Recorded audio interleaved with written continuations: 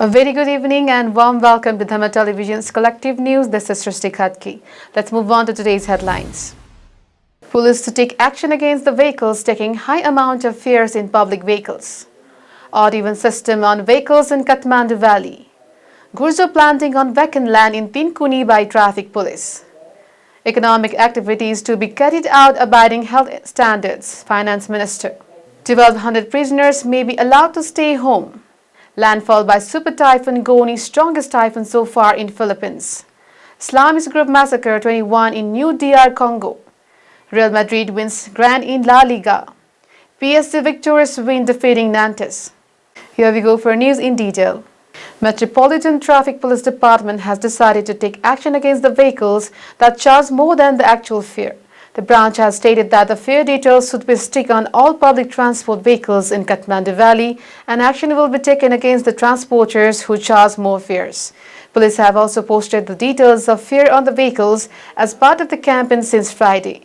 Chief of Traffic Police Division, SSP Bimprashad Dakal, said that a list of visible fares has been made mandatory to manage the complaints of public transport charging exorbitant fares. SSP Dakal said that action would be taken as per the rules if the vehicles did not have such list pasted on the vehicle.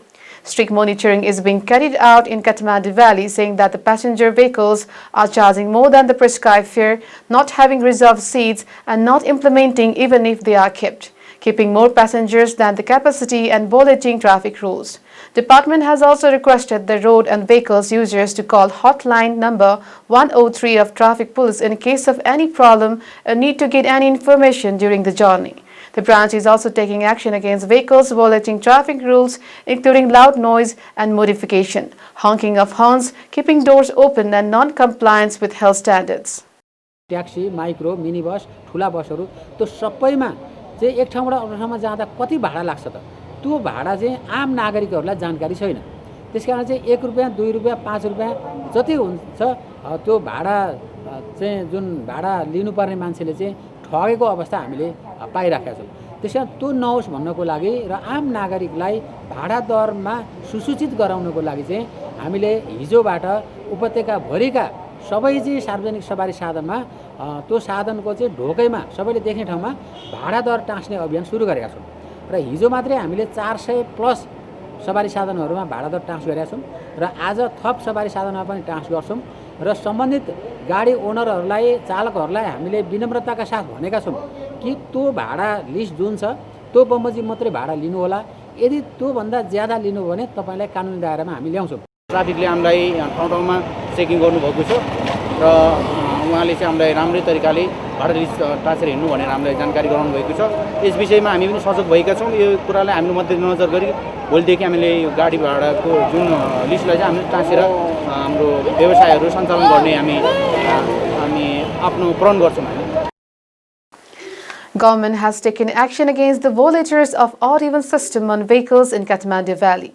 Metropolitan Traffic Police also monitored violation of the rules on Saturday and took action against the vehicles that did not follow the rules. The branch has taken action against those who do not follow the rules after monitoring traffic in Kathmandu Valley after the end of Dasai. Department has taken action against more than 400 two-wheelers and four-wheelers daily. The rate of corona infection is increasing even after the lockdown and ban. Government has maintained a force system in Kathmandu Valley to reduce the risk of infection, even though the ban was lifted as the rate of corona infection increased. Metropolitan Traffic Police has planted 1,500 gurjo in the vacant land of Tinkuni in Kodishur. Department has said that consumption of gurjo is very useful to increase the immunity to fight against the disease. Police have planted gurjo at the rate of 5 plants in all 44 traffic offices in Kathmandu Valley on Saturday. Chief of Metropolitan Traffic Police, SSP Bimprashad Dakal, SSP Rameshwar Prasad Yadav, police officers and staffs planted gurjo saplings during a program on Saturday.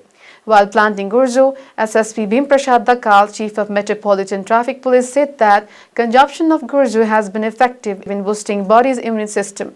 SSP Dakal said that risk of corona infection is high as traffic police working in the front line should be in touch with many people on the road. र विशेष गरिकन अहिले covid संक्रमण बढिराखेको अवस्थामा यो गुर्जोको रसले चाहिँ हाम्रो resist power बढाउँछ र यो एकदमै फाइदाजनक हुन्छ भन्ने कुरा हामी सबैले सुनेका छौँ र व्यवहारमा पनि यो देखिएको छ। त्यसैले हामी जो फ्रन्टलाइनमा ड्युटी गर्ने ट्राफिक प्रहरीहरू सडकमा हामी फ्रन्टलाइनमा बसेर काम गर्दा हामी धेरैसँग हाम्रो संसर्ग हुन सक्ने हुँदा जोखिम ज्यादा छ। त्यसैले अब हाम्रो रेकर्डमा पनि धेरै सङ्क्रमित भएर फेरि निको भएर हामी अहिले ड्युटी गर्दैछौँ र भोलिका दिनमा यो सङ्क्रमण अझ यसलाई प्रभावकारी रूपमा रोक्न र हामीले यसलाई चाहिँ प्रयोग गरेर हाम्रो स्वास्थ्यलाई ठिक पार्नको लागि चाहिँ ऊर्जाको महत्त्व छ। In a discussion held at the Ministry of Finance on Saturday on the economic activities of country in the state of corona epidemic, Finance Minister Paudel said that economic activities should be carried out following health protocols. Minister Paudel said that corona infection has seriously affected employment and production sectors. Stating that economic contraction has arisen in the country, Minister Paudel said that economic activities should be made dynamic by making the work of increasing production and creating employment by adopting health awareness. Minister Paudel also said that the Ministry of Finance would effectively implement the policy decisions taken by the government to streamline economic activities so as not to affect the livelihood of the masses. Economic journalists participating in the discussion suggested to Finance Minister Paudel that the ministry should work with a plan to keep economic activities running even in the event of corona infection. About 8% of the inmates currently in prisons will be able to pay the remaining prison sentence at home as an alternative prison.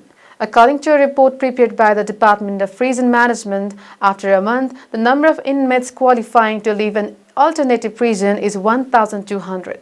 Alternative prisons allow inmates who are not on the negative list and have already served two-thirds of their sentences but have more than a year left to stay at home or to stay in jail only one day a night on weekends. According to the department, the number of prisoners and detainees who have been convicted by the court and are on trial is about 25,000. Of them, the number of convicts sentenced by the court is 14,500.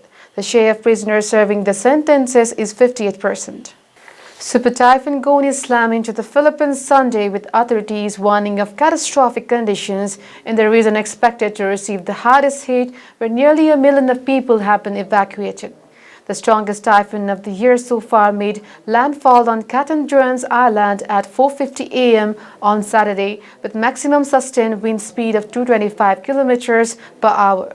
The state weather forecaster said over the next 12 hours, Super Typhoon Goni slammed into the Philippines Sunday, with authorities warning of catastrophic conditions in the region expected to receive the hardest hit, where nearly 1 million of people have been evacuated. The strongest typhoon of the year so far made landfall on Catanduanes Island at 4:50 a.m. on Saturday, with maximum sustained wind speed of 225 kilometers per hour. The state weather forecaster said over the next 12 hours, catastrophic violent winds and intense to torrential rainfall would be experienced in the Bicol region, which covers the southern end of the main island of Luzon and Catanduanes. Goni, which intensified into super typhoon as it neared the Philippines, comes a week after Typhoon Malavo hit the same region of the natural disaster-prone archipelago. That storm killed 22 people and flooded low-lying villages and farmland before crossing the South China Sea to Vietnam. Authorities spent Saturday marshalling rescue vehicles, emergency response teams, and relief goods before the storm's arrival. There was a high risk of potentially life-threatening storm surges of more than 3 meters high along parts of the coast, which could inundate low-lying areas, it warned. A storm surge of up to 3 meters is also forecast for coastal areas of the capital, Manila. Schools, which have been empty since the start of the coronavirus pandemic, are being used as emergency shelters, as are government-run evacuation centers and gymnasiums. Evacuating people is more difficult at this time because of COVID-19. Bicol Regional Civil Defense spokesman Alexis Nas told AFP.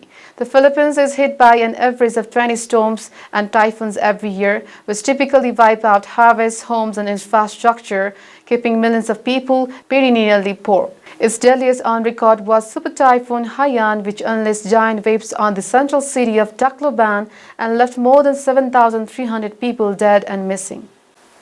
At least 21 people have been killed in a massacre suspected to have been committed by militants from the Islamic ADF group in conflict-racked northeast DR Congo, a local official said Saturday. The ADF fighters first attacked a rival group of Congolese militia members before killing inhabitants in the village of Lizaza, with the preliminary death toll put at 21, according to local administrator Donat Kiwana from the Beni territory of North Kivu province. The toll was confirmed by the head of the Bilkoli area where Lizaza is located. A local NGO called Sepado said in a statement that of the 21 killed, 15 were women. All three sources said more people were kidnapped, a health center was ransacked, homes set on fire, and a Catholic church desecrated. The ADF, which originated in the 1990s as an Ugandan Muslim rebel group, is one of more than 100 militias that plague the eastern provinces of the vast Democratic Republic of Congo. The group has killed nearly 600 civilians since the army launched a crackdown on it last November, according to an unofficial count. The massacres are apparently reprisals for the army operation or are designed to warn locals against collaborating with the authorities. The ADF has never claimed responsibility for attacks, but since April 2019, several of its assaults have been claimed by the so-called Islamic State Central Africa province, with the claims of responsibility sometimes including factual mistakes. The latest attack comes only days after the ADF killed 19 people in the remote village of Vaiti on Wednesday night.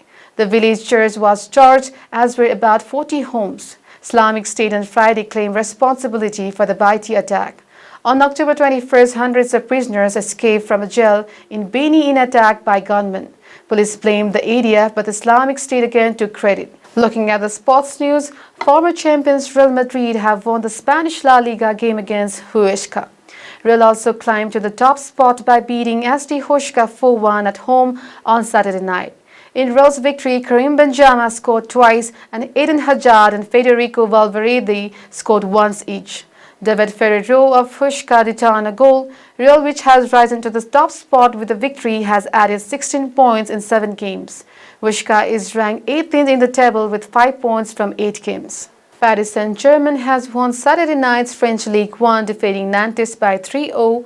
Andres Herrera, Mbappe and Pablo Sarabia scored a goal each to give PSG the win at Nantes' home ground.